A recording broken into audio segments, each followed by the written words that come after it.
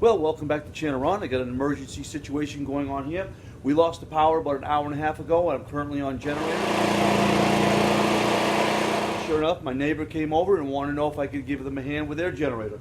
It's been sitting all summer, possibly longer, and sure enough, it won't start. So I've already taken the air cleaner off. I put some static fluid in there just to see if it would fire.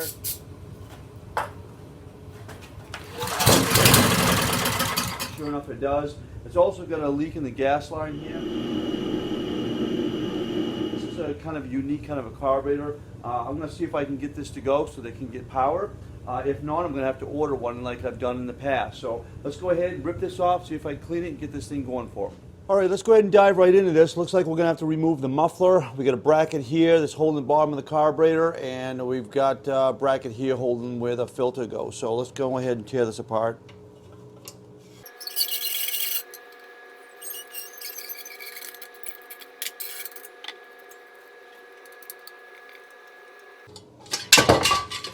Whoops. Good thing it's a Briggs & Stratton.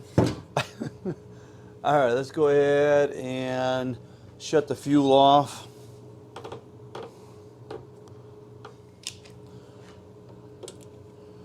Remove the fuel line.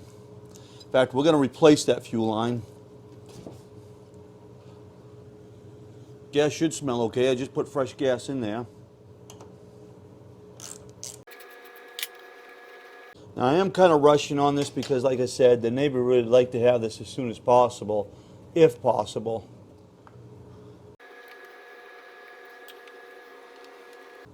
Looks like I could just kind of pull that off, get that out of the way.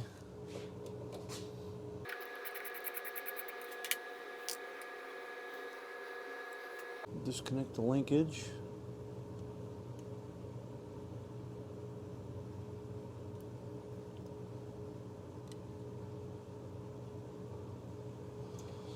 All right, let's go ahead and open this up. All right, I got my little makeshift bench set up here. Again, I probably wouldn't be spending this kind of time on this carburetor. I just ordered another carburetor, but where this is a semi-emergency.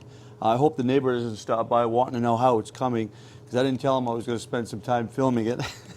And anytime I do a project like this, it takes time to film. So we'll see what happens here. Yeah, I always get a big kick out of people that ask me to help them with their generator. And I says, well, when's the last time it ran? And he says, well, I don't know. You know, we knew this storm was coming, and you decided to check it when you lost the power. You know, so I already give him a hard time about that. So when he watches this, he'll know I'm talking about him. All right, so what I'm doing is just pulling this top here off, this carburetor here, and hopefully it's definitely coming apart hard. Might just need a good cleaning and it should be all set. I'll put a new fuel line on it, and I mean, the carburetor doesn't look all that bad. We want to try to save that if we can.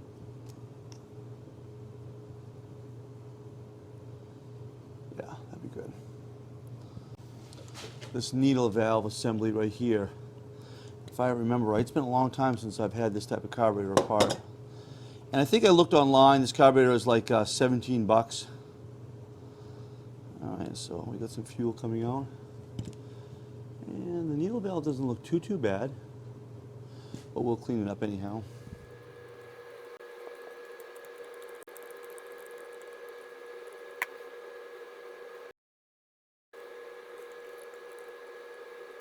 I don't like to do this, stick a screwdriver in there because I don't want to ruin that gasket, especially where I don't have one.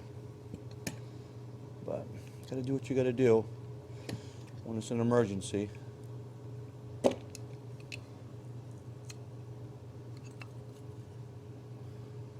Alright. That actually doesn't look all that bad. I mean, it's dirty, but not that bad. Alright, so we'll kind of spray some PB Blaster on that. But what I'm more interested in is the float. So what I'm going to do is I'm just going to see if that needle valve is working. And it should pop down. So I'm going to blow into this, and I should be able to push up on that float. When I do that, it should not allow the air to come through. It's working fine. Want to hold the float up, air can't get through, or in this case, fuel. And then when it comes down, obviously the fuel will go in. So, works fine. So I'm just going to kind of spray that down. And so probably what the problem may be is the orifices where the fuel goes through. So I'm just going to kind of spray some PB Blaster in some of the holes here. Just kind of hope for the best.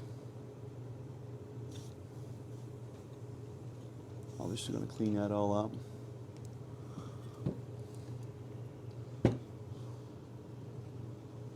And let's see.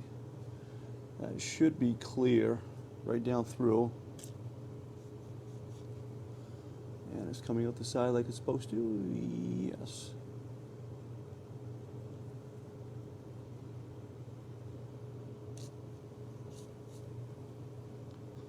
Should be able to look down that tube and see some light, and I'm not. So I think what I'll do is put the air to it.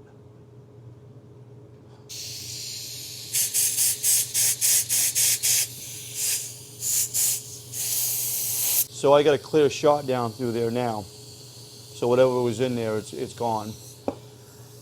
So spray it down one more time. You know, if I had a little bit more time, I may let this soak overnight in my patch washer. But we're going to see if we can get him back up and running.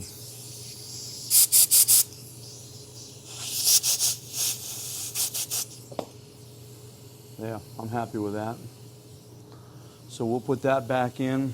The needle valve itself, might as well lubricate that all up. I'm not going to bother adjusting this or anything. I'm just going to leave the settings just the way they are, just because it must have been running fine before they just let it set. So I'm not going to bother with adjusting it or anything like that. I'm going to leave it just like that. All right, we got that one. And then we have one right here. That is this one right here. So I am gonna remove that one and put some PB Blaster in there.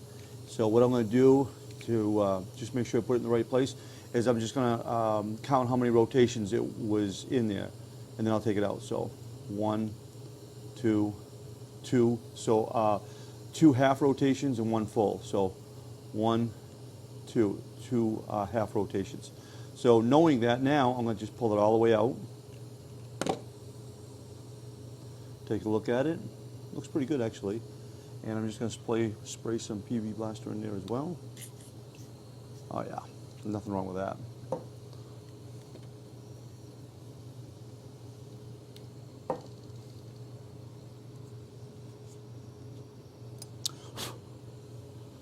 Go ahead and put that right back in.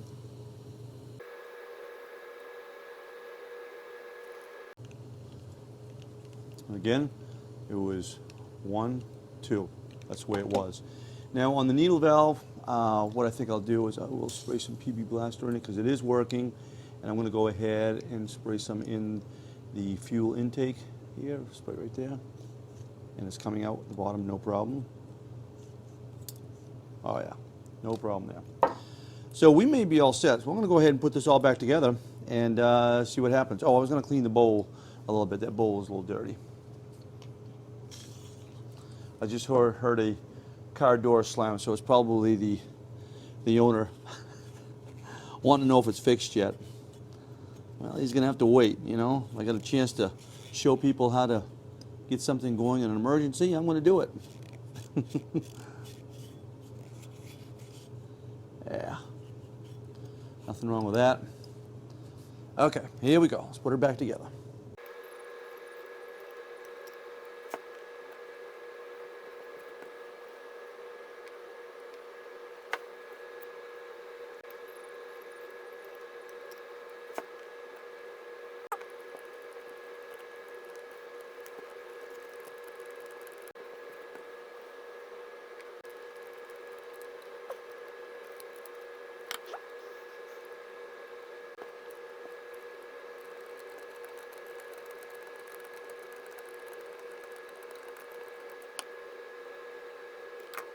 Now again, I did not disturb the setting at all on that one, so I'm just going to leave that one alone. Okay, so let's go ahead and pop her back on and see what we end up with. All right, before we go ahead and assemble this, we need to put the linkage back on, and these can be kind of a pain to do. So I'm going to put that part on first, and then the little spring there can be kind of a pain. Probably should have a pair of needle nose, but I'm going to try it without it first. There we go. All right, and most importantly, that little gasket there that we took off, put it right back on.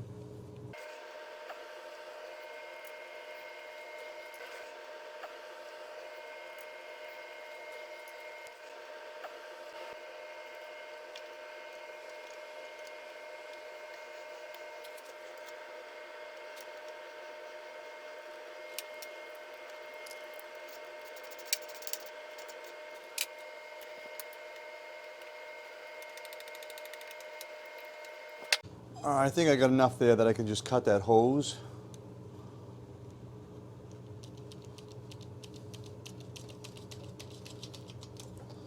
Yeah.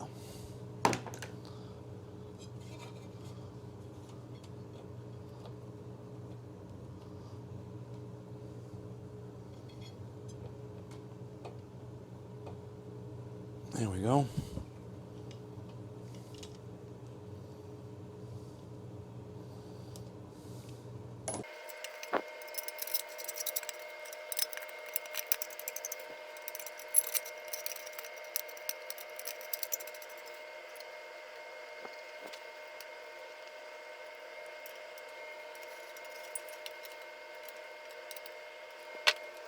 Okay, just kind of do a once over, make sure everything is all set, everything is plugged in, linkage is all set.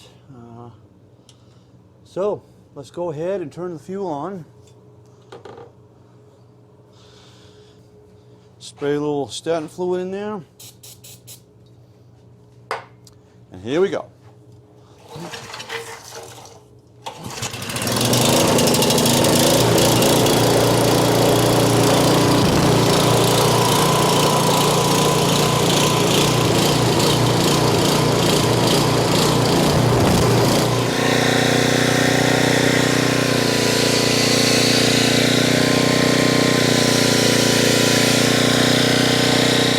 There she is, running like a champ. I did have to adjust this needle valve down below here.